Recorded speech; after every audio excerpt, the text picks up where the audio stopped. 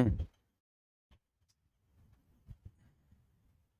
Hello hello hello hello hello.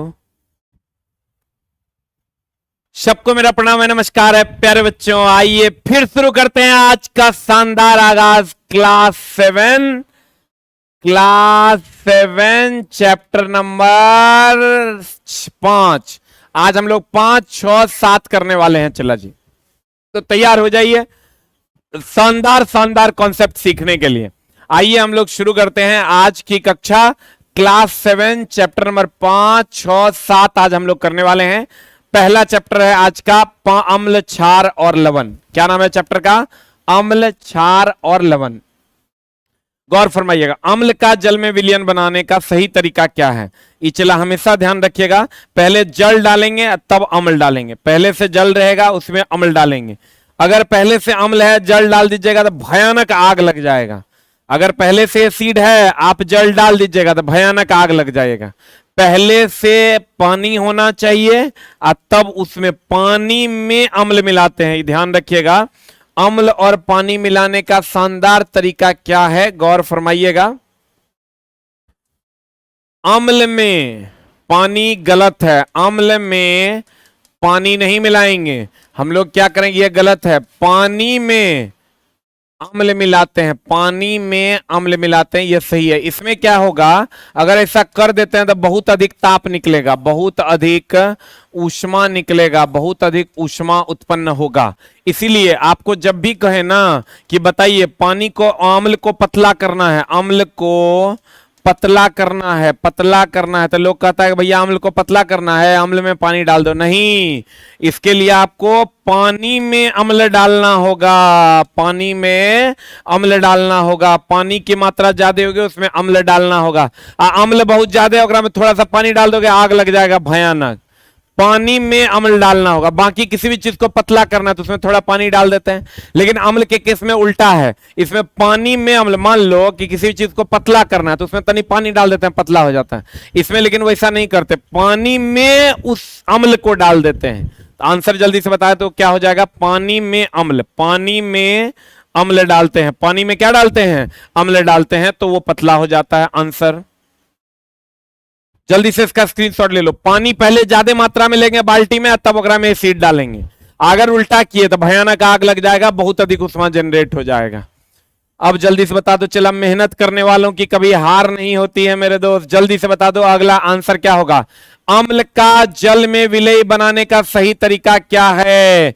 Acid में पानी नहीं भैया, पानी में एसिड डालेंगे। आंसर फिर कहता है उदासीनीकरण अभिक्रिया का उत्पाद। उदासीनीकरण अभिक्रिया, जब अम्ल जो है चला, अम्ल जो है वो क्षार से अभिक्रिया करेगा तो दे देगा लवण, लवण प्लस जल।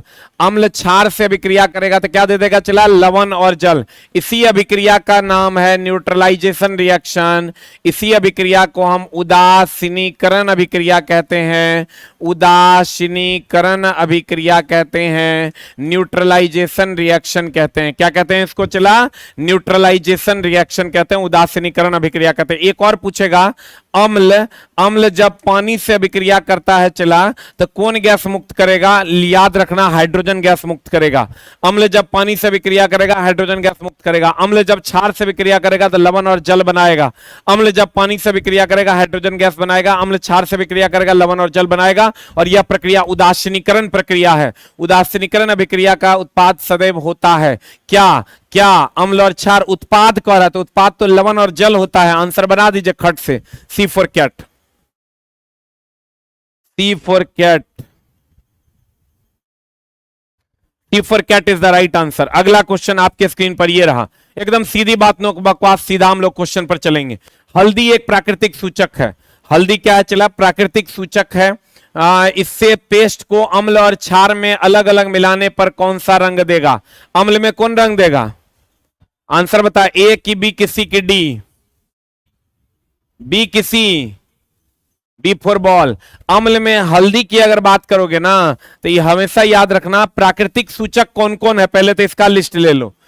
प्राकृतिक सूचक, प्राकृतिक सूचक जो है ये कौन कौन है? चला प्राकृतिक सूचक जो है, जो प्रकृति में है और अम्ल और क्षार की पहचान कर लेता है, उसको प्राकृतिक सूचक कहते हैं। इसमें है हल्दी, जल्दी से लिख लो। दूसरा है लौंग, तीसरा है चला गोभी का पत्ता, गोभी का पत्ता, प्याज, ये सब चला प्राकृतिक अम्ल क्षार सूचक। ध्यान देना, चला प्राकृतिक अम्ल क्षार सूचक है। और प्राकृतिक अम्ल क्षार, इसको ऐसे लिखो, प्राकृतिक अम्ल क्षार सूचक, अम्ल क्षार सूचक है। प्राकृतिक अम्ल क्षार सूचक कौन कौन है? हल्दी हो गया, हल्दी के बाद हो गया प्याज, उसके बाद हो गया लौंग, और उसके बाद हो गया लाल गोभी का पत्ता, लाल गोभी का पत्ता, लाल गोभी का पत्ता, जल्दी से लिख लो, लाल गोभी का पत्ता। ये सब प्राकृतिक अम्ल क्षार सूचक है। जल्दी लिख, प्राकृतिक अम्ल क्षार सूचक है। और अगर हल्दी की बात करोगे चला, तो अम्ल के साथ देगा पीला, अम्ल के साथ देगा पीला, और अम्ल के साथ पीला, और क्षार के साथ क्या देगा? लाल देगा। जल्दी से लिख लो, अम्ल के साथ पीला और क्षार के साथ देगा लाल। एक होता है फिनोप्थिलीन, फिनोप्थिलीन नाम तो सुना ही होगा, फिनोप्थिलीन। फिनोप्थिलीन की अगर हम बात करें चला, तो ये जब क्षारीय के क्षार के साथ या क्षारीय विलयन के साथ गुलाबी रंग देता है, क्षारीय विलयन के साथ गुलाबी रंग देता है, और अम्लीय, अम्लीय पूछता है, अम्लीय और उदासीन विलयन के साथ रंगहीन हो जाता है, अम्लीय और उदासीन विलयन के साथ रंगहीन हो जाता है। वेरी वेरी इंपॉर्टेंट, पूछेगा आगे क्वेश्चन है। चला जी, बिहार पुलिस का जो बुक है वो नहीं आ पाया, इसलिए नहीं आ पाया कि आज वो बारिश के कारण जो बुक बनता है उसका प्लेट सूख नहीं पाया, तो कल शाम में आएगा मे बी। लेकिन ये प्रिंटिंग प्रेस वाला बहुत झूठ बोलता है, इसलिए जब आ जाएगा तो हम आपको बता देंगे। बताइए चला, फिनोप्थिलीन जो है वो क्षारीय के साथ गुलाबी देता है और अम्लीय और उदासीन के साथ रंगहीन देता है। जल्दी से लिख लीजिए, हल्दी अम्ल के साथ पीला और क्षार के साथ लाल देता है। जल्दी बताइए, आंसर बता दीजिए, जल्दी से लिखते जाइए। चला जी, हम आपको बोले हैं कि या तो किताब मंगवा लीजिए या तो प्रिंट निकाल लीजिए अगर जिंदगी में कुछ करना है। बाकी बकथोती तो आप पूरा दिन करते हैं, जंगल में मंगल पूरा दिन देखते रहते हैं, तो वही कीजिए। लेकिन अगर पढ़ना है तो उसके लिए सिंसियर होना पड़ेगा। आंसर हो जाएगा अम्ल में पीला और क्षार में लाल। अगला, फिनोप्थिलीन सिंथेटिक संकेतक है। सिंथेटिक का मतलब होता है कृत्रिम, सिंथेटिक का मतलब होता है चला कृत्रिम संकेतक है, और इसके रंग क्रमशः अम्लीय और क्षारीय विलयन में। हम बोले थे आपको अम्लीय, हम बोले थे फिनोप्थिलीन जो है चला, फिनोप्थिलीन जो है, फिनोप्थिलीन जो है ये क्षारीय विलयन में कैसा रंग देता है? गुलाबी। लिख लो फिर से, क्षारीय विलयन में गुलाबी रंग देता है, और अम्लीय, अम्लीय और उदासीन विलयन में, अम्लीय और उदासीन विलयन में ये रंगहीन हो जाता है, अम्लीय और उदासीन विलयन में ये रंगहीन हो जाता है। जल्दी से लिख लो, कलरलेस हो जाएगा। देख लो, पीएच 4 से 7 है, कलरलेस है, पीएच 11 से 14 है, कलरलेस है। जल्दी लिख, क्षारीय विलयन की अगर हम बात करें, आंसर जल्दी से बता दो क्या हो जाएगा? अम्लीय और क्षारीय। तो अम्लीय में हो जाएगा रंगहीन और क्षारीय में क्या हो जाएगा? गुलाबी। सही है ना? अम्लीय में रंगहीन और क्षारीय में क्या हो जाएगा? गुलाबी। क्षारीय में गुलाबी, अम्लीय और उदासीन विलयन में हो जाएगा रंगहीन। अच्छा, एक चीज और जान लीजिए कि अम्लीय की अगर हम बात करें तो अम्लीय ऑक्साइड की अगर हम बात करें, जिसमें CO2 है, SO2 है, SO3 है, और अगर क्षारीय विलयन की बात करें तो क्षारीय विलयन में चला Na2O है, Na2O है, Na2O है, K2O है, LiO है। और उदासीन की अगर हम बात करें तो उदासीन में है CO, NO, H2O। पूछता है, चला जल्दी से इसको नोट कर लो।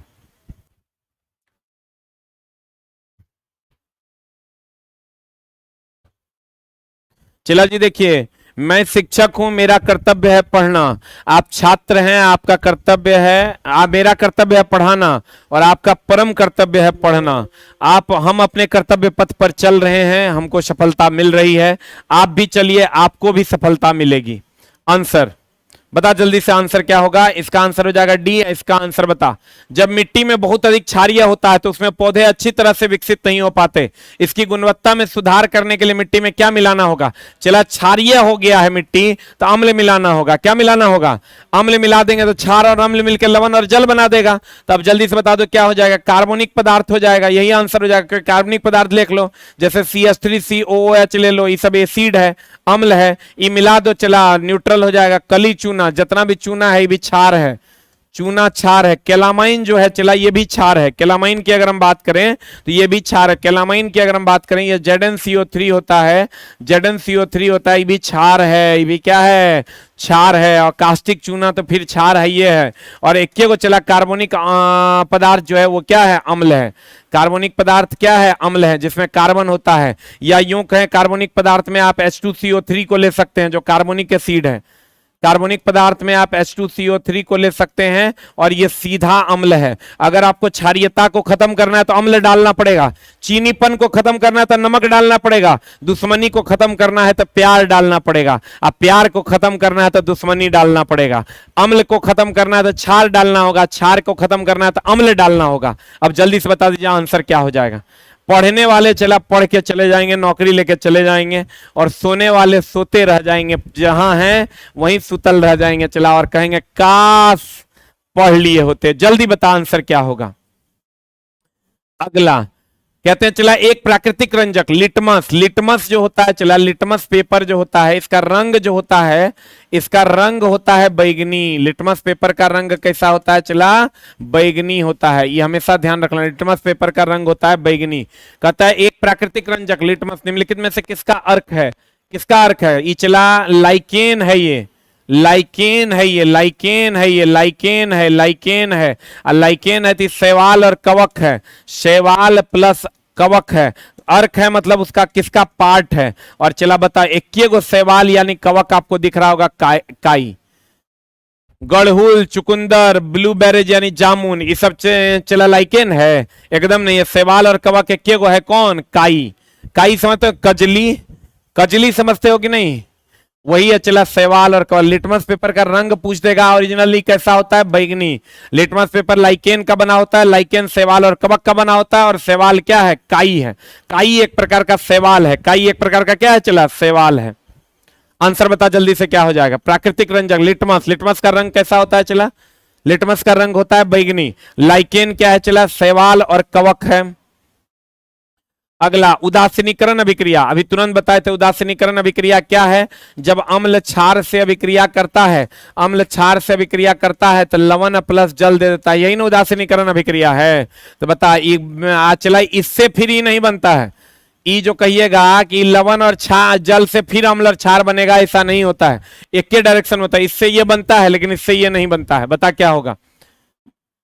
ये प्रतिवर्ती है। प्रतिवर्ती का मतलब होता है अम्ल इस रिएक्टेंट से प्रोडक्ट, प्रोडक्ट से फिर रिएक्टेंट। गलत है। आंसर बता क्या होगा? बी किसी की डी। कहते हैं भौतिक परिवर्तन जिसे उत्क्रमित नहीं किया। भौतिक परिवर्तन नहीं है, ये रासायनिक परिवर्तन है। रासायनिक परिवर्तन मतलब इससे ये बनेगा लेकिन इससे फिर ये नहीं बनेगा।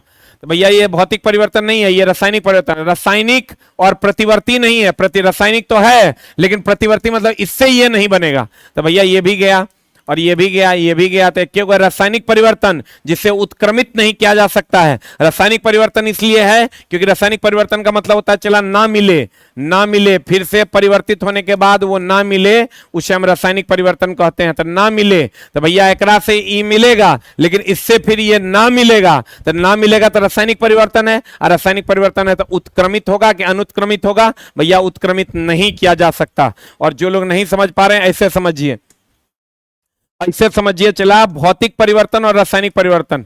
भौतिक परिवर्तन का हम बताए थे, याद करो पिछला क्लास में। भौतिक परिवर्तन मिले कि ना मिले? मिले, मिल जाए, परिवर्तित होने के बाद फिर से वो मिल जाए। और रासायनिक परिवर्तन, रासायनिक परिवर्तन, रासायनिक परिवर्तन की अगर हम बात करें तो ये ना मिले। रासायनिक परिवर्तन मतलब परिवर्तित होने के बाद ना मिले, परिवर्तित होने के बाद ना मिले। और भौतिक परिवर्तन बोले तो मिल जाए, रासायनिक परिवर्तन बोले तो ना मिले। और भौतिक परिवर्तन की अगर हम बात करें मिल जाए तो मिल जाए चला तो बार बार होगा तो ये उत्क्रमित है। उत्क्रमित है यानी रिवर्सिबल है, और ना मिले मतलब अनुत्क्रमित है मतलब इरिवर्सिबल है। जल्दी से इसको लिख लो। अनुत्क्रमित है, अनुत्क्रमित है, अनुत्क्रमित है, अनुत्क्रमित है, अनुत्क्रमित मतलब इरिवर्सिबल, इरिवर्सिबल, इरिवर्सिबल, इरिवर्सिबल। ये उत्क्रमित है मतलब हो गया रिवर्सिबल, रिवर्सिबल। उत्क्रमित है मतलब रिवर्सिबल। कहते हैं भौतिक परिवर्तन मिल जाए उत्क्रमित होगा रिवर्सिबल, रासायनिक परिवर्तन ना मिले अनुत्क्रमित इरिवर्सिबल। जल्दी से बता दो आंसर क्या होगा। कितनी हिम्मत है उतना निचोड़ देंगे। वेरी गुड, बहुत बढ़िया। चला जी, ये जोश। एक बार माँ पापा को भी तो याद करो। चला पढ़ते पढ़ते एक बार माँ पिताजी को भी याद करो कि क्या करने तुम घर से निकले थे। कभी इसको भी दिमाग में एडजस्ट करो। चला सोचो इसको, तुमको एकदम 100% सोचना चाहिए। जितना मेहनत तुम कर रहे हो चला, उतना मेहनत अगर करते रह गए तो तुम्हारा काम इस बार इलेक्शन का भयानक वैकेंसी आ रहा है। देख लो, 1,74,000 बिहार शिक्षक है, 21,000 बिहार पुलिस, एसएससी में धुआं छोड़ा दिया है। अब चला 21 वैकेंसी बचल है रेलवे का, बाकी सब वैकेंसी दे दिया। तो पकड़ के दो सरिया। बिहार पुलिस का बुक चला कल आने की संभावना है। पब्लिकेशन मतलब प्रिंटिंग प्रेस वाला बहुत झूठ बोलता है। देख लो, आ जाना चाहिए कल। हम आज तो डोज दिए हैं। भौतिक परिवर्तन मिल जाएगा, मिल जाएगा मतलब बार बार परिवर्तित होगा रिवर्सिबल, और रासायनिक परिवर्तन ना मिलेगा अनुत्क्रमित। आंसर अगला क्वेश्चन आपके स्क्रीन पर। एक घोल हल्दी सूचक का रंग पीले से लाल में बदल देता है। बता, पीले से लाल में बदल देगा, क्या है ये? क्या होगा बता? अम्ल की क्षार की उदासीन। पीले से लाल, लाल में बदल देगा यानी गुलाबी में बदल देगा। क्षारे ना होगा रे। अम्लीय और उदासीन क्या बनाता है?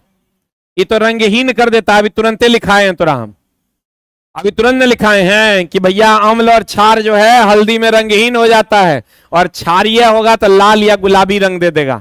आंसर अगला। निम्नलिखित में से किस पदार्थ को के सेट में एसिड होता है? बता जल्दी से। केकरा में एसिड है खाली? अंगूर, चूने का पानी। चूने का पानी हो गया तो तुरंत क्षार हो गया। यहां आ जाओ, सिरका। साबुन तो उच्च वसा अम्लों का सोडियम लवण है, क्षार है। अब के बच गया? दही। दही में लैक्टिक अम्ल। दही में क्या रे? मिल्क ऑफ मैग्नीशिया तो MgOH हॉल 2 हो गया। MgOH हॉल 2 हो गया तो ये भी क्षार हो गया। दही भी लैक्टिक अम्ल हो गया। बोलो ना रे। सिरका। सिरका क्या हो गया? एसिटिक अम्ल ना। एसिटिक एसिड हो गया सिरका। एसिटिक एसिड हो गया कौन? सिरका। बता दो आंसर क्या होगा। हम बोले जितना चूना है, ये हमेशा ध्यान रखना, जितना चूना है आज जितना सोडा है ये सब क्षार है। जितना चूना है जितना सोडा है ये सब क्षार है। जल्दी से लिख लो। उच्च वसा अम्लों का सोडियम लवण है। साबुन भी क्षार है। साबुन भी चला क्या है? क्षार पाया जाता है। साबुन में भी क्षार पाया जाता है। चूना सोडा साबुन क्षार, चूना सोडा साबुन क्षार, चूना सोडा साबुन क्षार। दही में तो लैक्टिक अम्ल पाया जाता है, लेकिन मिल्क ऑफ मैग्नीशिया एंटा एसिड है। इसको चला जी हम लोग एंटा एसिड कहते हैं। एंटा एसिड एक प्रकार का क्षार है जो एसिडिटी की दवा है। एंटा एसिड एक प्रकार का क्षार है। और आपको कहेगा कि बताइए एसिडिटी की गोली जो हम लोग खाते हैं उसमें क्या रहता है? MgOH hall 2। क्या रहता है? चला MgOH हॉल 2 आपके बोर्ड पर भरा हुआ है कंटेंट, गौर फरमाइएगा। चूना सोडा साबुन क्षार है। ये जो मिल्क ऑफ मैग्नीशिया है MgOH हॉल 2 ये क्षार है और ये एंटा एसिड है। एंटा एसिड चला जो एसिडिटी को का एंटी हो अर्थात क्षार हो। हम लोग को एसिडिटी हो जाता है, जैसे हम लोग को नमकपन ज्यादा लगेगा तो चीनी खाते हैं, एसिडिटी हो जाता है तो क्षार खाते हैं। एसिडिटी हो जाता है तो क्या खाते हैं? क्षार खाते हैं। अगला, रंगहीन विलयन में फिनोल्फ्थालीन सूचक मिलाने पर कोई परिवर्तन नहीं देखा जाता। इस विलयन की प्रकृति क्या है? बता क्या होगा? बता। ए की बी की सी की डी। सी होगा। चला अभी तुरंत बताए। फिनोल्फ्थालीन अम्लीय, यही ना। और उदासीन विलयन के साथ कोई रंग नहीं देता है। अभी तुरंत ने बताए हैं। क्षारीय विलयन के साथ कैसा रंग देता है? गुलाबी। तो कहता है रंगहीन विलयन में फिनोप्थिलीन सूचक मिलाने पर कोई परिवर्तन नहीं देखा गया। तो कोई परिवर्तन नहीं देखा गया, इसका मतलब चला कौन है, अम्लीय और क्षारीय उदासीन। फिर से लिख लो, फिनोप्थिलीन जो है चला, फिनोप्थिलीन की अगर हम बात करें तो ये क्षार के साथ कौन रंग देगा, गुलाबी रंग देगा। और अम्ल और उदासीन विलयन के साथ, अम्ल और उदासीन विलयन के साथ 100% ओरिजिनल क्वेश्चन है चला, रंगहीन कर देगा, इसको रंगहीन कर देगा। और आज रात से महामैराथन बीपीएससी शिक्षक वालों का शुरू हो रहा है, डेली 10:30 बजे से लेकर 1 बजे तक। पीडीएफ कम्युनिटी में लिंक कर दिया गया और आज ज्योग्राफी का महामैराथन होगा। 1000 सुपर सेलेक्टेड क्वेश्चन, मतलब वो क्वेश्चन जो आएंगे ही आएंगे, वैसे क्वेश्चंस आपको मिलने वाले हैं 1000 अप्रॉक्स। हर दिन एक सब्जेक्ट, 8 दिन का महामैराथन है। अगर आप कर सकते हैं तो जरूर कीजिए। आज से ज्योग्राफी स्टार्ट होगा। और चला टाइम से क्लास आया कीजिए, ये शिकायत है मेरा आप लोगों से। फिनोप्थिलीन क्षार में गुलाबी रंग और अम्ल और उदासीन होगा तो रंगहीन हो जाता है।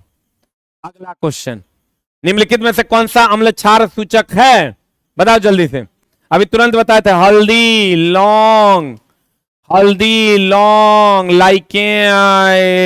हल्दी लौंग, लौंग लौंग, उसके बाद प्याज, उसके बाद लाल गोभी का पत्ता, लाल गोभी का पत्ता, लाल गोभी का पत्ता। ये सब चला प्राकृतिक सूचक है।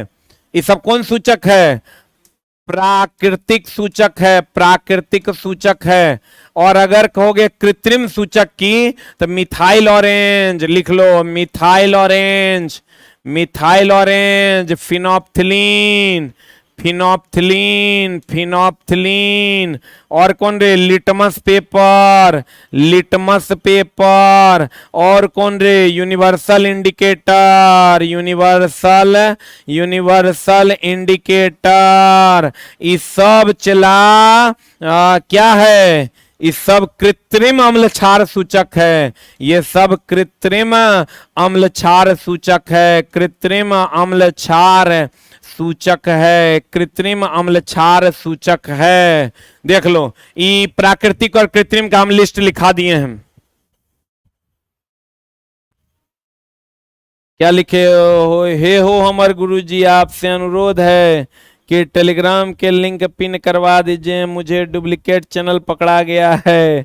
टेलीग्राम का लिंक पिन किया हुआ नहीं देख रहा है तोरा, टेलीग्राम का लिंक पिन करल है, जो टेलीग्राम का लिंक पिन है वही चैनल हमारा है। देख लो, हल्दी, लौंग, प्याज, लाल गोभी का पत्ता, ये प्राकृतिक सूचक है। Methyl orange, phenolphthalein, litmus, universal indicator, ये कृत्रिम अम्ल क्षार सूचक है, ये कृत्रिम अम्ल क्षार सूचक है। अगला क्वेश्चन आपके स्क्रीन पर ये रहा, और ये रहा चैप्टर क्लास 7 चैप्टर नंबर 6। आइए चला जी शुरू करते हैं। हमार चला अपन फर्ज हम निभा रहे हैं। क्या तुम अपने मम्मी पापा के लिए फर्ज निभा रहे हो? नहीं निभा रहे हो तो लानत है, डूब मरो। 1 चुल्लू पानी ले लो, चला डूब मरो। क्योंकि मम्मी पापा ना वो गाना गा रहे हैं, मेरा नाम करेगा रोशन जग में मेरा राज दुलारा। यहाँ दुलारा क्या कर रहा है, उल्टा पुल्टा शॉर्ट्स देके अपना टाइम बर्बाद कर रहा है। कहते हैं भौतिक एवं रासायनिक परिवर्तन आ गया। जल्दी से भौतिक परिवर्तन हम बोले तो तेरा भौतिक परिवर्तन बता जल्दी से, अभी तुरंत बोल रहे थे हम।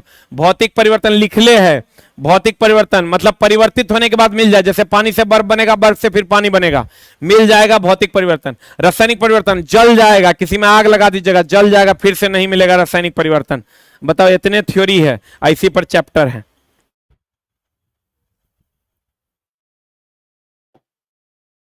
आंसर आंसर आंसर बता, निम्नलिखित में से कौन सा भौतिक परिवर्तन, भौतिक परिवर्तन मतलब मिल जाए, परिवर्तित होने के बाद मिल जाए, उसे भौतिक परिवर्तन कहते हैं। देखो ना कैसा कैसा क्वेश्चन मिलेगा अभी तुमको, अभी तो शुरू किए हम। जल्दी बताओ, भौतिक परिवर्तन मिल जाए, मिल जाए वो भौतिकी, ना मिले वो रासायनिक। लोहे में जंग लगेगा, मिलेगा रे। मैग्नीशियम रिबन का जल जाएगा, नहीं मिलेगा। मोमबत्ती का जलना नहीं मिलेगा। मोम का पिघलना मिल जाएगा। इस पर अपना टाइम वेस्ट नहीं करते हैं, मोम पिघल जाएगा फिर मिल जाएगा। अगला, निम्नलिखित में से कौन सा रासायनिक परिवर्तन, रासायनिक परिवर्तन मतलब मिले कि ना मिले, परिवर्तित होने के बाद ना मिले, इसे रासायनिक परिवर्तन कहते। तारे टिमटिमाते रहेंगे, फिर से नहीं मिलेंगे, मिल जाएंगे। फलों की, सब्जियों का पकना, यही हो जाएगा आंसर। सब्जी पक जाएगा, कहते हैं रासायनिक परिवर्तन मतलब नहीं मिले, सब्जी पक जाएगा नहीं मिलेगा। कुछ लोग को यहां पर डाउट हो जाएगा, फल कट जाएगा, तब फल कट जाएगा तो फल मिलेगा न रे, फल को काट दोगे तब तुम कहोगे वही फल तो नहीं मिलेगा। चला ये सेकंड आंसर हो सकता है, लेकिन इसका राइट आंसर सब्जियों का पकना होगा, क्योंकि ये ज्यादा एक्यूरेट है। सब्जी पक जाएगा तो नहीं मिलेगा, लेकिन फल काट दोगे, फल काट दोगे तो फल तो रहबे न करेगा। लेकिन तुम कहोगे सब्जी काट देंगे, सब्जी पका देंगे, सब्जी तो रहबे न करेगा सर। लेकिन उतना चूस चाट नहीं करना, पक जाना मतलब जल जाना, जल जाना वो ओरिजिनल रासायनिक परिवर्तन है। इसलिए चला ये सेकंड ऑप्शन होगा। पानी का उबलना, फिर पानी ठंडा हो जाएगा। अगला अगला बता, एक रासायनिक परिवर्तन शामिल हो सकता है, बता। रासायनिक परिवर्तन में रंग भी परिवर्तित होता है, तापमान में भी परिवर्तित होता है, गैस का भी उत्सर्जन होता है, तीनों होता है। चला अगर हम रासायनिक परिवर्तन करें तो उसमें रंग में भी परिवर्तन होगा, ताप भी उसका बदलेगा और गैस भी उत्सर्जित करेगा, तीनों हो जाएगा। आंसर हो जाएगा ए बी सी डी तीनों। अगला, दूध से दही बदलने में निम्न में से कौन सा सही है? इसकी अवस्था तरल से, तरल दूध हो गया तरल, दूध तरल मतलब चला द्रव, तरल से अर्ध ठोस में बदल जाता है, सही बात है। ये जो दही है चला अर्ध ठोस है। अर्ध ठोस का उदाहरण हम थोड़ा बता देते हैं। अर्ध ठोस का उदाहरण एगो लिख लो, दही हो गया, वैसलीन हो गया, वैसलीन हो गया और ग्रीस हो गया। ये चला तीनों अर्ध ठोस है। तो कहता है इसका अवस्था दूध से दही बदलने में कौन सा सही है? इसकी अवस्था तरल यानी द्रव से अर्ध ठोस बन जाता है, सत्य वचन है। यह रंग बदल देता है रे, उजला रहता है उजले रहता है, दूध भी उजला दही भी उजला, रंग नहीं बदलता है। यह स्वाद बदल देता है, नहीं बदलता। दूध से दही बनता है तो वही स्वाद रहता है, स्वाद बदल देता है। परिवर्तन को पूर्ववत किया जा सकता है, दूध से दही बना दोगे, दही से फिर दूध बना दोगे, एकदम नहीं बनेगा। तो आंसर आंसर क्या हो जाएगा देख लो, 1 3 4। C for cat is the answer. 1 3 और 4 इज द राइट आंसर। तो है क्या ये आंसर? C for cat. दूध से दही बनेगा, स्वाद बदल जाएगा, दूध से दही बनेगा, अर्ध ठोस बन जाएगा। कहते हैं परिवर्तन को फिर पूर्ववत नहीं किया जा सकता, यानी दूध से दही बनना। जल्दी से बताओ तो ये क्या परिवर्तन है? एक दिया भौतिक परिवर्तन और दूसरा दिया रासायनिक। जल्दी से बता दो कौन परिवर्तन होगा? भौतिक की रासायनिक परिवर्तन। जल्दी बता चला कौन परिवर्तन? दूध से दही बनना, भौतिक की रासायनिक।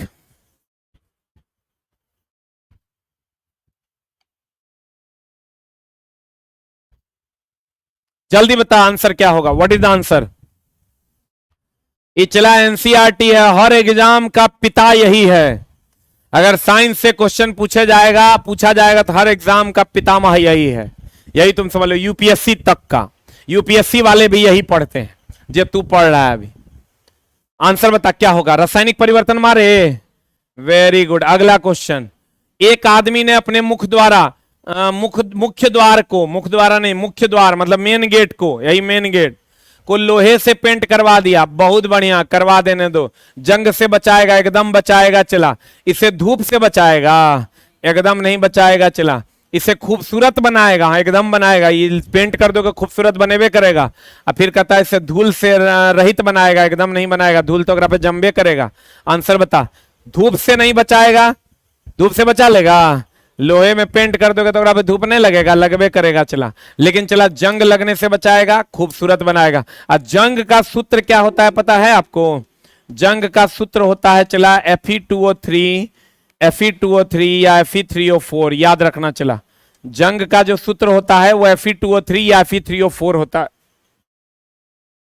आंसर बता। 1 और 3 होगा। जंग लगे, कुछ लोगों को इसमें डाउट हो जाएगा, अरे भैया धूप से बचाएगा, धूप पे तो लगबे करेगा। धूप छतरी है जो धूप से बचा लेगा। अकरा धूल रहित बनाएगा, धूल अकरा पे नहीं पड़ेगा। हाँ लेकिन जंग नहीं लगेगा और खूबसूरत बना देगा। आंसर बता क्या होगा?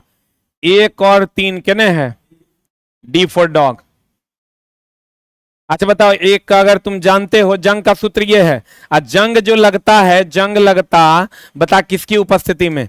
जंग लगता पहला ऑक्सीजन की उपस्थिति में, दूसरा जल की उपस्थिति में, और तीसरा लिख लो दोनों 1 और 2 दोनों ऑप्शन की उपस्थिति में। बता क्या होगा आंसर? जल्दी बता। चला सिर्फ कंटेंट, सीधी बात, नो बकवास, सिर्फ पढ़ाई। करना है तो आओ, नहीं करना तो भागो यहां से। जे मन होता है जहां जाना है वहां जाओ, हम तो आप खुशामद नहीं कर रहे हैं। पढ़ने वाले बच्चे ही सिर्फ रुकेंगे, जिसको अपने मम्मी पापा के लिए कुछ करना है। बता आंसर क्या होगा? 1 और 2 बोथ हो जाएगा। अगला क्वेश्चन, आहा बड़ा बढ़िया। दिल्ली के कुतुब मीनार देख लो, चला यही है कुतुब मीनार।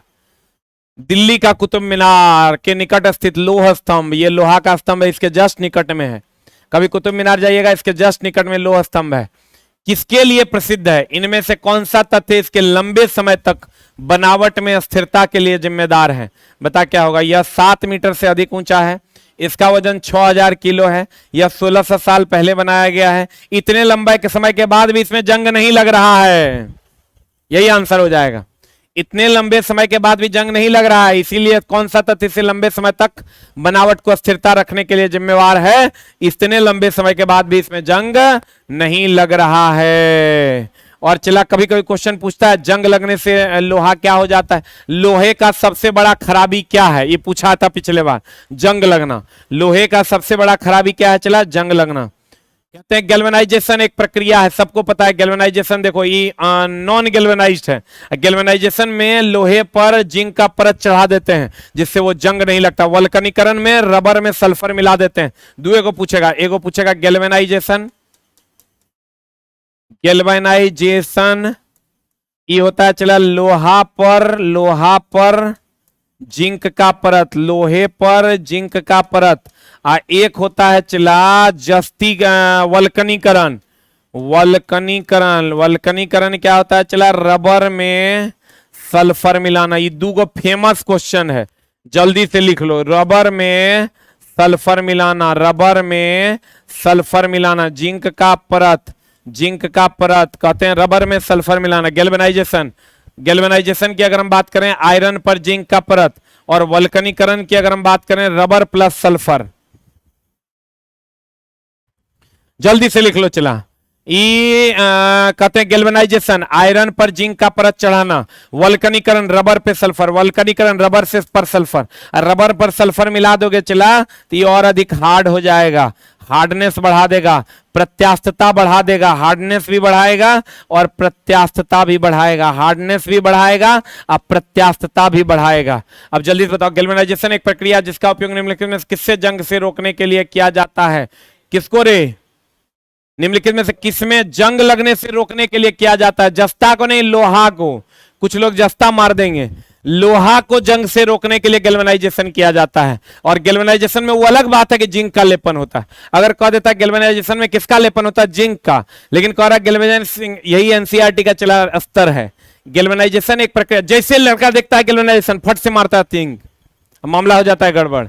कहता है गैल्वेनाइजेशन एक प्रक्रिया है। हम क्या लिखा है? गैल्वेनाइजेशन में आयरन पर जिंक का परत चढ़ाते हैं और आयरन को सुरक्षित रखते हैं, जिसका उपयोग निम्नलिखित में से किसमें जंग लगने से रोकने के लिए किया जाता है? लोहा में जंग को रोकने के लिए किया जाता है। कहेगा गैल्वेनाइजेशन में किसका परत चढ़ता है? तो कहेंगे जिंक का। किसका परत चढ़ता है? जिंक का। पहेली आ गई रे, आई पहेली। पहेली के माने गर्म पानी में चीनी घोलकर गाढ़ी चाशनी बनाई, ठंडा होने पर चीनी के क्रिस्टल अलग हो गए, यह इंगित करता है। ये चला, गर्म पानी में गाढ़ा चाशनी बनाया, चीनी का घोल, और जब ठंडा हुआ तो सारा चीनी जम के अलग हो गया। तो भैया ये भौतिक परिवर्तन है, चीनी पानी का घुलना भौतिक परिवर्तन है जिसे उत्क्रमित किया जा सकता है। आंसर क्या होगा?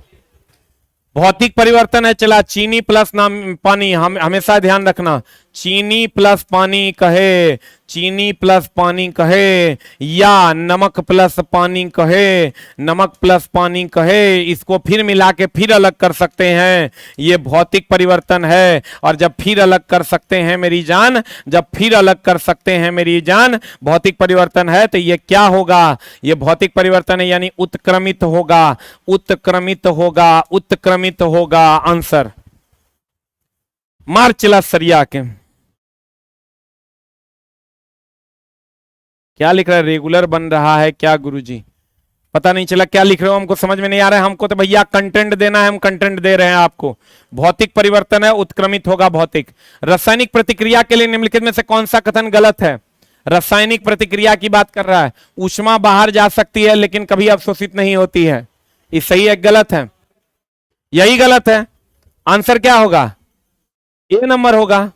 चला, ऊष्मा बाहर भी जा सकती है अंदर भी आ सकती है। यानी रासायनिक प्रक्रिया जो होता प्रतिक्रिया, ये ऊष्माक्षेपी भी होता है, ऊष्माक्षेपी भी होता है और ऊष्मा शोषी भी होता है। जैसे स्विच जो है चालू भी करता है बंद भी करता है, वैसे रासायनिक प्रक्रिया ऊष्माक्षेपी भी है ऊष्मा शोषी भी है। यही आंसर हो जाएगा। कहता है कौन सा गलत है? ध्वनि उत्पन्न करता है। जैसे आप रासायनिक प्रक्रिया आप ले लीजिए, सीमेंट ले लीजिए, चूना ले लीजिए, उसमें पानी डाल दीजिए, सरसराहट की ध्वनि मिलेगी। रंग में परिवर्तन एकदम होबे करेगा, गैस उत्सर्जन होबे करेगा। आंसर होगा उष्मा बाहर जा सकती है लेकिन अवशोषित नहीं भैया, दोनों होता है, बाहर भी जाएगा अवशोषित भी करेगा। लेकिन ध्वनि उत्पन्न होगा रासायनिक में, रंग परिवर्तन होगा, गैस उत्सर्जन होगा। 1 ग्राम कॉपर सल्फेट का पाउडर में तनु सल्फ्यूरिक एसिड की 2 बूंदें मिलाई गई और फिर इसे घुलने के लिए थोड़ी मात्रा में गर्म पानी डाल दिया गया। ठंडा होने पर सुंदर नीले रंग का क्रिस्टल अलग हो गया। भैया देख लो, इस कॉपर सल्फेट के पाउडर में सल्फ्यूरिक एसिड डाल दिए तो भैया ऐसा रंग का क्रिस्टल अलग हो गया। अब अलग हो गया तो बता क्या होगा? क्रमशः पहला स्टेटमेंट चरण 1 है, ये चरण 1 है। चला, सल्फ्यूरिक एसिड की 2 बूंदें मिलाई गई और फिर उसे घुलने के लिए थोड़ी मात्रा में गर्म पानी डाल दिया गया। चरण 2 है, ठंडा होने पर सुंदर नीले रंग का क्रिस्टल अलग हो गया। पहले इसमें डाल दिए चला कॉपर सल्फेट और सल्फ्यूरिक अम्ल, जब मिल गया तो दूसरे चरण में इसको अलग करके क्रिस्टल निकाल लिया। बताओ ये क्या है? ए की बी की सी की डी? चला, ये दोनों रासायनिक परिवर्तन, ये घुल गया तो फिर वही नहीं मिलेगा, ये मिल गया। जना कॉपर सल्फेट इसमें चला, इस घोल में हम लोग कॉपर सल्फेट प्लस H2SO4 डालें चला, तो इससे ये मिला तो ई तो चला, ये ब्लू रंग का क्रिस्टल है, इससे फिर ये नहीं मिलेगा तो ये भी रासायनिक, ये भी रासायनिक। आंसर बता क्या हो जाएगा? आंसर दोनों रासायनिक परिवर्तन है। जैसे चला ई दोनों को घोले, घोल के ही मिल गया तो इससे फिर ही नहीं मिलेगा, तो दोनों, इसका घुलना भी रासायनिक, आई जो मिला वो भी रासायनिक। अगला, भौतिक एवं रासायनिक परिवर्तन के संदर्भ में निम्नलिखित में से कौन सा सही है? बता। सभी भौतिक परिवर्तन अनुत्क्रमणीय है रे। हाँ चला, पेट दर्द कर रहा है आज बहुत भयानक। बता जल्दी से, सभी भौतिक परिवर्तन अनुत्क्रमणीय है जबकि रासायनिक परिवर्तन उत्क्रमणीय। गलत है कि सही है? ध्वनि का उत्पन्न होना एवं किसी विकिरण का निर्मुक्त होना अथवा अवशोषित होना एक रासायनिक परिवर्तन है। सही है कि गलत है? 100% सही है। अगर ध्वनि उत्पन्न हुआ सरसराहट की, जैसे चूने में पानी डाल दो, सर सर की ध्वनि उत्पन्न होगी। किसी विकिरण का निर्मुक्त होना और अथवा अवशोषित होना रासायनिक परिवर्तन है। आंसर हो जाएगा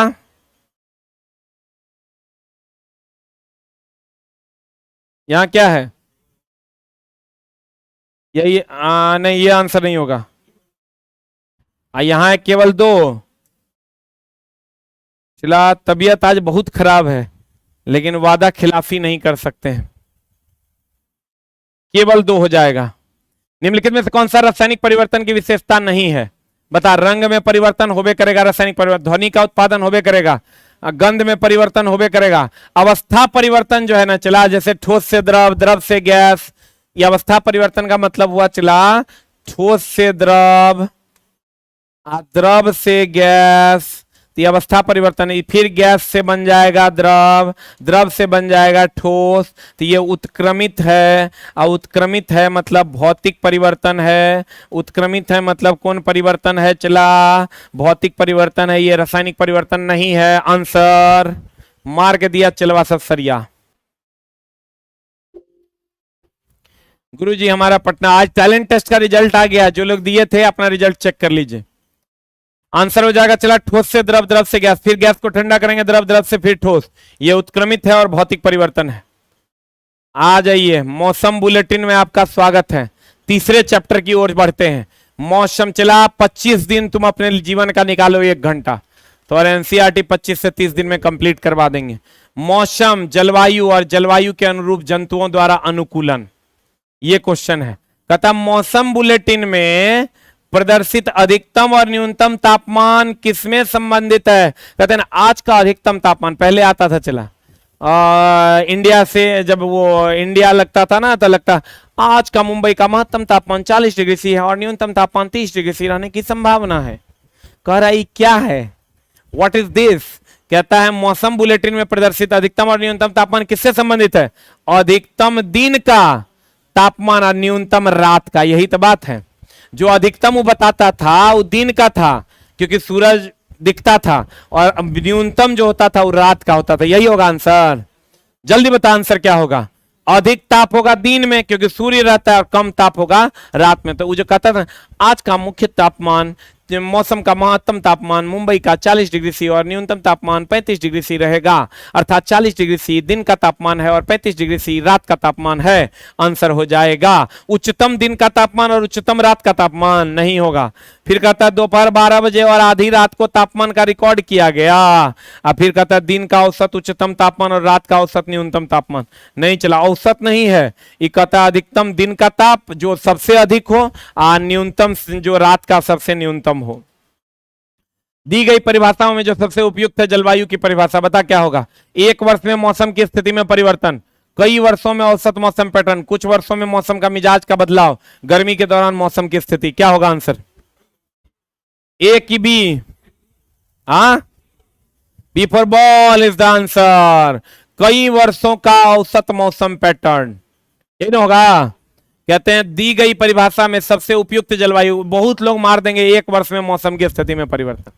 नहीं, कहते हैं चला जलवायु की परिभाषा जो है वो ये है कई वर्षों तक मौसम में क्या परिवर्तन रहा है उसी से जलवायु का अध्ययन किया जाता है, एक वर्ष में नहीं। अगला क्वेश्चन, निम्नलिखित में से कौन सा संक्षेप में मरुस्थलीय जलवायु का वर्णन करता है। मरुस्थल है, चला बता क्या होगा। ए की बी की सी? चला मरुस्थल है ना, यहां गर्म होगा और सूखा होगा। अब देख लो यहां दिया उम्मस, उम्मस होगा चला जहां बारिश होता है बहुत ज्यादा, जहां बारिश होता है बहुत ज्यादा।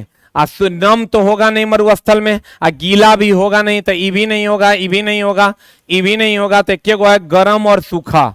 चला क्वेश्चन नॉर्मल है लेकिन एग्जाम हॉल में तब बनेगा जब एक बार आप देख लिए हो, तब नहीं देखे हो तो नहीं बनेगा। क्या करने निकले थे घर से? पढ़ने ना। तो मेरा नाम करेगा रोशन में जग में मेरा राज दुलारा, राज दुलारा की कर रहा है तो राजे दुलारा जान रहा है, इसलिए ईमानदारी से पढ़िए। जैसे आप अभी पढ़ रहे हैं, चला क्रमबद्ध ज्ञान को विज्ञान कहते हैं। है हिम्मत तो पढ़ के दिखाओ। हम तो है हिम्मत हमरा में, हम पढ़ा के दिखा देंगे। तोरा में है हिम्मत तो पढ़ के दिखाओ।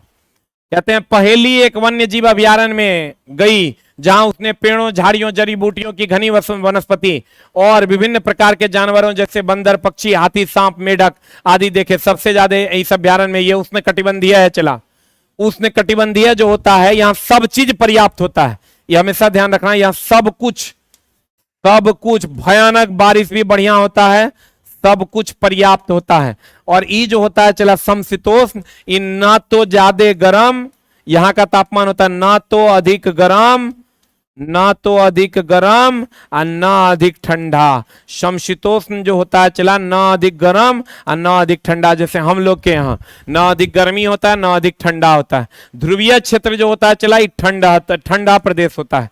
ध्रुवीय क्षेत्र ठंडा प्रदेश होता है। तटीय क्षेत्र हो गया समुद्र के किनारे बसे, ये वर्षा वाला क्षेत्र होता है, ये वर्षा वाला क्षेत्र होता है। सबसे उपयुक्त अगर कुछ है तो उष्ण तटबंधीय क्षेत्र है। यहाँ पर पर्याप्त बारिश होता है, पर्याप्त धूप होता है, पर्याप्त ठंडा होता है, सब कुछ पर्याप्त होता है। इसीलिए क्या कहिए, देख लो पहेली एक वन्य जीव अभ्यारण्य में गई जहाँ पेड़, झाड़ी, जड़ी बूटी, घनी वनस्पति, विभिन्न प्रकार के जानवर, बंदर, पक्षी, हाथी, सांप, इसमें सब रह सकता है। लेकिन यहाँ सब नहीं रह सकता, यहाँ सब नहीं रह सकता ध्रुवीय क्षेत्र में, ठंडा प्रदेश में। अगला बताओ चला अगला, जानवरों की कुछ अनुकूलित विशेषताएं नीचे दी गई हैं। त्वचा के नीचे चर्बी की परत एकदम चला होना चाहिए, नहीं होगा तो गर्म नहीं रह पाएगा। लंबे घुमावदार नुकीले पंजे एकदम होने चाहिए। फिसलन भरा शरीर रे नीचे दी गई है। आप मोटा सफेद फर, फर मतलब समझ रहे हो ना, ये ऊपर में जो रुआ होता है, उनमें से कौन सा एक ध्रुवीय भालू की अनुकूली विशेषताएं हैं कि नहीं है? हैं। तो देखो फिसलन भरा शरीर तो ध्रुवीय भालू का होता नहीं है, ये फिसलता है, रोआ रहता है, पट से पकड़ा जाएगा। फिसलन भरा शरीर होता है, ये नहीं होगा। त्वचा के नीचे चर्बी की परत एकरा में होबे करेगा, मोटा ताजा रहता है, चर्बी आयल। लंबे घुमावदार और नुकीले पंजे इसके होबे करते हैं, और मोटा सफेद फर, उसके ऊपर में मोटा सफेद फर रोआ रहता है। फिसलन भरा शरीर होता है चला जलीय जंतु का, लिख लो, जलीय जंतु का जो शरीर होता है ये फिसलन भरा होता है। जलीय जंतु जैसे मछली वगैरह का शरीर जो होता है चला ये फिसलन भरा होता है। जल्दी से लिख लो, जलीय जंतु का, ये भालू का नहीं होता है।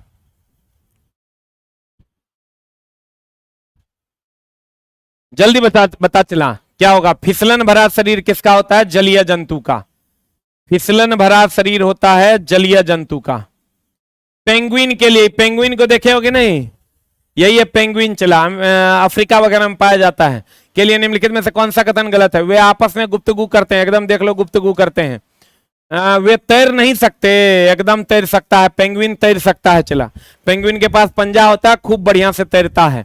फिर कहता है उनके पैरों में जाली होता है, जाली होता है तब तो तैर लेता है। इनका शरीर सुव्यवस्थित होता है, एकदम होता है। वे तैर नहीं सकते, ये गलत है। कह रहा है कौन सा कथन गलत है? वे तैर नहीं सकते, ये गलत है, पेंगुइन तैर सकता है। उष्णकटिबंध, देख लो वही क्वेश्चन है, सेम क्वेश्चन है जो पिछला हम लोग पढ़े थे। उष्णकटिबंधीय वर्षा वनों को निम्नलिखित पर्यावरण स्थिति में पढ़े। बताइए, गर्म और आर्द्र जलवायु, सही है कि गलत है? दिन और रात की असमान लंबाई, अरे उष्णकटिबंधीय वर्षावन निम्नलिखित पर्यावरणीय स्थिति को पढ़ें। आकार उपरोक्त सूची में उन स्थितियों को पहचान करें जो उष्णकटिबंधीय वर्षावनों में बड़ी संख्या में पौधों और जानवर की उपस्थिति के लिए जिम्मेदार। अच्छा बताओ, दिन लंबा होगा रात छोटा होगा, उससे पौधे जानवर रह जाएंगे? दिन लंबा छोटा से फर्क नहीं पड़ता है, उसको बारिश पानी ठंडा गर्म से फर्क पड़ता है। ये जो दिया दिन और रात की असमान लंबाई, गलत है। भरपूर बारिश होना चाहिए, भरपूर रोशनी और नमी होना चाहिए। देख लो, उष्णकटिबंधीय वर्षावन जो होता है उसमें गर्म और आर्द्र जलवायु भी मिलता है, भरपूर बारिश मिलता है, भरपूर रोशनी और नमी मिलता है। ये भी सही है, ये भी सही है, ये भी सही है। दिन और रात की असमान लंबाई से उसको कोई फर्क नहीं पड़ता। बता आंसर क्या होगा, व्हाट इज आंसर? पौधे और जानवर की उपस्थिति के लिए जिम्मेवार कौन है? 1 3 4, देख लो चला, 1 3 4, ये सब क्वेश्चन बनेगा लेकिन एक बार देख लोगे तब। पृथ्वी पर सबसे ठंडा क्षेत्र, अभी तुरंत बताए थे, ध्रुवीय क्षेत्र। ध्रुवीय क्षेत्र जो होता है वो सबसे ठंडा क्षेत्र होता है। जल्दी बता। समशीतोष्ण, ना ठंडा ना गर्म, ना अधिक ठंडा ना अधिक ठंडा और ना अधिक गर्म, ना अधिक ठंडा और ना अधिक गर्म। उष्ण कटिबंधीय क्षेत्र की अगर हम बात करें, चला, अधिक वर्षा अधिक वर्षा अधिक वर्षा अधिक वर्षा, अधिक पानी, अधिक वर्षा होगा, अधिक गर्म, अधिक ठंडा, सब मिलेगा वहां। ये समझ लो सबसे बढ़िया जानवरों के लिए, जंतु पादप सब के लिए। चला रे, पेट में दर्द कर रहा है रे, चला। सबसे अधिक उपयुक्त, लेकिन चला लड़ो तुम, ना झुको तुम, उठो तुम, क्योंकि तेरे पापा गाना गा रहे हैं, मेरा नाम करेगा रोशन, जग में मेरा राज दुलारा। बता चला आंसर। निम्नलिखित विकल्पों में विषम को चुने। त्वचा के नीचे चर्बी की मोटी परत, सफेद फर, लंबी लोभी पूंछ, तेज पंजे के साथ चौड़े और बड़े पैर। बता क्या होगा? 3 नंबर, लंबी लोभी पूंछ क्या होता है? कुछ नहीं होता, लोभी पूंछ कहीं लोभी होता है रे। चला देख लो, सफेद नीचे त्वचा के नीचे चर्बी की मोटी परत, सफेद फर, तेज पंजे के साथ चौड़े और बड़े पैर, ये सब चला केकरा होता है? भालू को। किसको होता है? ये भालू को। लंबी लोभी पूंछ होता है, लोभ रहता है ओकरा। ये तो एकदम फालतू की बात हो गया। अगला अब चला बीएसएससी बीपीएससी शिक्षक भर्ती, बिहार शिक्षक भर्ती के लिए आज से महामैराथन स्टार्ट हो रहा है। हर दिन रात को 10:30 बजे आप आज ज्योग्राफी और हर सब्जेक्ट का एक ही महामैराथन होगा मात्र। और यूट्यूब के कम्युनिटी में पीडीएफ डाला हुआ है, आप पीडीएफ डाउनलोड कर लीजिए। हर दिन का, आज से लेकर सीधा 8 दिन तक का पीडीएफ, हर दिन एक सब्जेक्ट होगा। और अगर आप चाहते हैं 21,000 क्वेश्चन वहां सेलेक्टेड पढ़ें तो हर दिन आप रात में 10:30 बजे हमारे चैनल पे 10:30 से 1:30 बजे रात तक आप हमारे चैनल को विजिट कीजिए। और आज ज्योग्राफी का 150 क्वेश्चन है, कल अगला पेपर, परसों अगला पेपर। यूट्यूब के कम्युनिटी में लिंक भी डाला हुआ है और पीडीएफ भी डाला हुआ है, आप ले लीजिए। और अगर आप चाहते हैं 21,000 पढ़े ओकरे से लड़ जाए तो वही सुपर सेलेक्टेड हम आपके लिए लेकर आए हैं रात में हर दिन 10:30 बजे। एक बार चला जी, हो जाए। कितने लोग रैपिड फायर राउंड आज खेलने वाले? 1-2 क्वेश्चन ही हम लेंगे आज। बता जल्दी से। चला, थोड़ा सा तबीयत खराब है। भौतिक परिवर्तन, जल्दी बता। उत्क्रमित की अनुत्क्रमित, उत्क्रमित की अनुत्क्रमित, जल्दी बता। उत्क्रमित की अनुत्क्रमित,